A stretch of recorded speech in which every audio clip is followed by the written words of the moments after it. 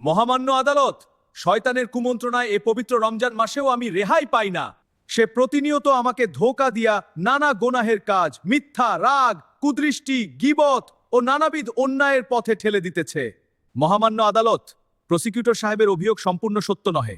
তাহার অপরাধের পূর্ণ দায় আমার উপর বর্তায় না, বরং সেই দায়ের বড় অংশ স্বয়ং তাহার নিজের উপরই বর্তায়। কারণ রমজান মাসে আমাকে শিকলাবদ্ধ করে রাখা হয়েছে। আমি কার্যত আবদ্ধ থাকিবার পরও যদি সে পাপকর্মে লিপ্ত হয়, তবে ইহা স্পষ্ট যে সে নিজেই এখন শয়তান হয়ে গেছে। সুতরাং আমার মতে সে আমার নয়, বরং নিজের নফসেরই শিকার। আর নফস অপরাধ পরিচালনা কমিটির স্বরাষ্ট্রমন্ত্রীর দায়িত্বে আছে। অতএব সম্পূর্ণ দায় আমার উপর চাপানো ন্যায়সঙ্গত নহে।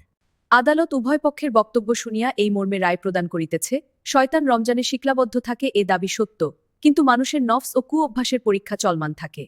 অতএব সকল দোষ শয়তানের উপর এককভাবে চাপানো যাইবে না। বাদীকে আত্মসংযম, তৌবা ও নিজের নফসের বিরুদ্ধে সংগ্রামের নির্দেশ দেওয়া হইল। রমজান হল আত্মশুদ্ধির মাস। রমজান শুধু শয়তান থেকে নয়, নিজের ভেতরের অন্ধকার থেকেও মুক্ত হওয়ার মাস। আদালত মুলতবি।